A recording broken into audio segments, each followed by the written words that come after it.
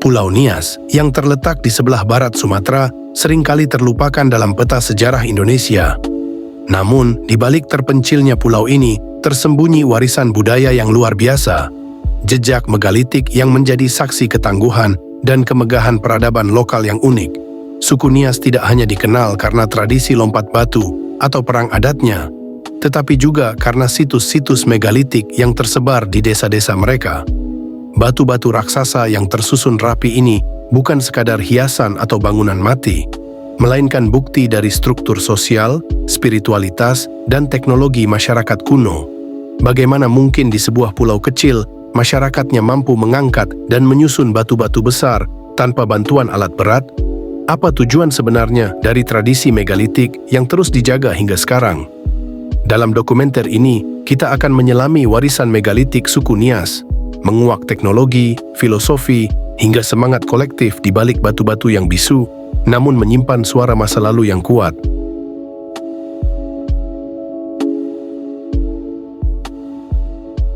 Pulau Nias merupakan salah satu kawasan dengan warisan megalitik paling lengkap di Asia Tenggara. Batu-batu besar yang disusun dalam berbagai bentuk, dari meja batu, kursi batu, hingga tugu, masih dapat ditemukan di desa-desa tradisional seperti Bawo Mataluo, Orahili, dan Gomo. Berbeda dengan situs megalitik di tempat lain, megalit di Nias bukan peninggalan mati. Mereka masih menjadi bagian hidup dari masyarakat. Meja batu digunakan dalam upacara adat, tempat duduk raja, dan pusat diskusi komunitas. Tugu batu menjadi lambang status sosial dan kekuasaan. Situs megalitik di Nias diperkirakan telah ada sejak lebih dari 2000 tahun yang lalu. Meskipun tidak tertulis dalam sejarah resmi kerajaan atau prasasti, keberadaannya menunjukkan adanya peradaban lokal yang sangat maju dalam sistem sosial dan teknologinya. Yang menarik, penempatan dan bentuk batu tidak dilakukan secara sembarangan. Ada tata letak yang mengikuti struktur adat. Setiap batu melambangkan sesuatu. Kekuasaan, leluhur, atau semangat kolektif masyarakat. Ini adalah arsitektur simbolik yang menyatu dengan kepercayaan dan tata sosial. Keberlanjutan budaya megalitik ini menjadikan Nias sebagai laboratorium hidup warisan arkeologis. Tak heran jika para peneliti menyebut Nias sebagai salah satu pulau terakhir yang mempertahankan tradisi megalitik hingga abad modern.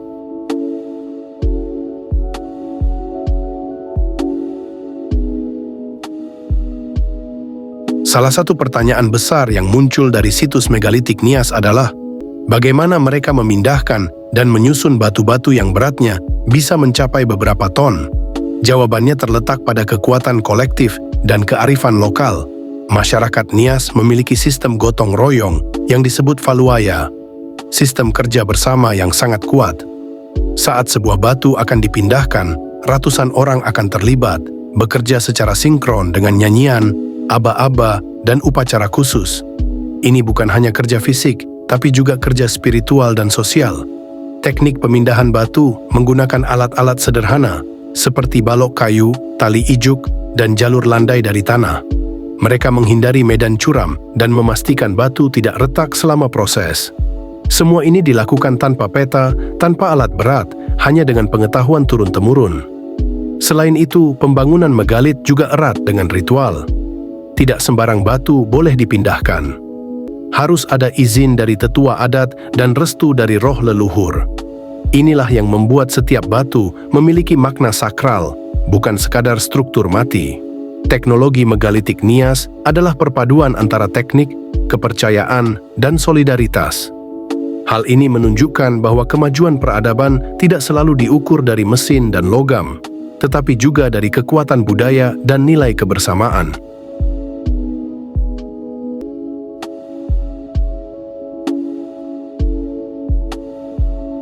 Di Nias, batu tidak hanya berfungsi sebagai alat atau monumen. Ia adalah lambang status sosial. Semakin besar dan banyak megalit yang dimiliki seseorang, semakin tinggi pula posisi sosialnya dalam masyarakat. Pembangunan batu besar menjadi semacam upacara kenaikan pangkat. Setiap pembangunan batu membutuhkan pesta adat besar yang disebut Owasa, yang melibatkan seluruh komunitas. Pesta ini menunjukkan bahwa sang pemilik memiliki sumber daya besar dan dapat mengayomi masyarakat. Semakin sering seseorang mengadakan oasa, semakin dihormati ia oleh komunitas. Megalit juga menjadi bukti hubungan antar keluarga bangsawan. Batu-batu tertentu didirikan untuk menghormati leluhur sebagai simbol silsilah atau sebagai tempat perundingan damai antar keluarga. Dalam hal ini, batu menjadi dokumen hidup dari sejarah komunitas. Menariknya, struktur megalitik ini tidak hanya menunjukkan dominasi laki-laki.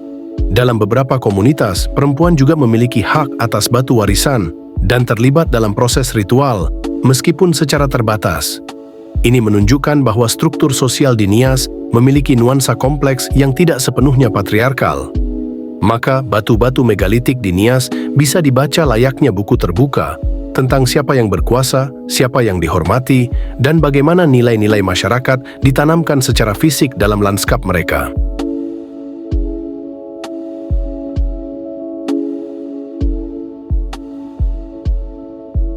Tradisi megalitik di Nias tidak hanya berhenti pada batu, tapi juga tercermin dalam seni, tari, dan upacara adat. Salah satu contohnya adalah Fahombo atau lompat batu, tradisi yang melatih keberanian dan kedewasaan laki-laki Nias. Ritual ini dilakukan di atas batu-batu tinggi yang disusun seperti altar. Batu juga menjadi bagian dari rumah adat Nias yang disebut Omohada. Rumah ini dibangun di atas tiang kayu besar dengan fondasi batu sebagai penyangga utama. Teknik konstruksi rumah ini mirip dengan prinsip megalitik, kuat, tahan gempa, dan menyatu dengan alam. Dalam seni ukir, ornamen batu juga sering digunakan sebagai inspirasi. Motif-motif spiral, garis geometris, dan bentuk manusia sering terlihat pada patung dan perhiasan. Semua ini menggambarkan kesinambungan antara kepercayaan megalitik dan ekspresi artistik. Upacara kematian juga tidak bisa dilepaskan dari batu. Batu nisan berbentuk patung atau tugu sering didirikan untuk mengenang leluhur. Semakin tinggi batu nisan, semakin besar penghormatan terhadap orang yang telah wafat. Semua ini membuktikan bahwa megalit bukan sekadar warisan arkeologis, tetapi juga sumber hidup yang terus memberi makna dalam kehidupan masyarakat Nias masa kini.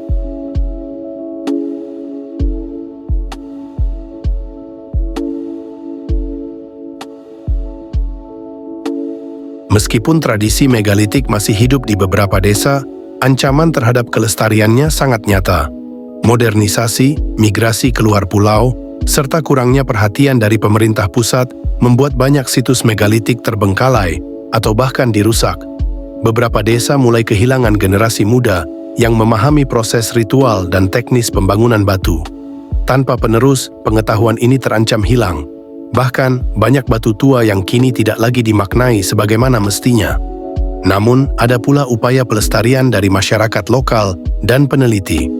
Program pariwisata budaya di Desa Bawo Mataluo, misalnya, mulai membangkitkan kembali kesadaran akan pentingnya merawat situs megalitik sebagai sumber identitas dan ekonomi. Pemerintah daerah dan organisasi budaya kini mulai membuat dokumentasi dan peta warisan megalitik. Tujuannya adalah menjadikan situs-situs ini sebagai bagian dari cagar budaya nasional dan warisan dunia UNESCO. Namun pelestarian tidak bisa hanya bersifat simbolik. Ia harus melibatkan masyarakat Nias sendiri sebagai pemilik sah warisan ini untuk menghidupkan kembali batu-batu bisu agar terus bersuara bagi generasi mendatang.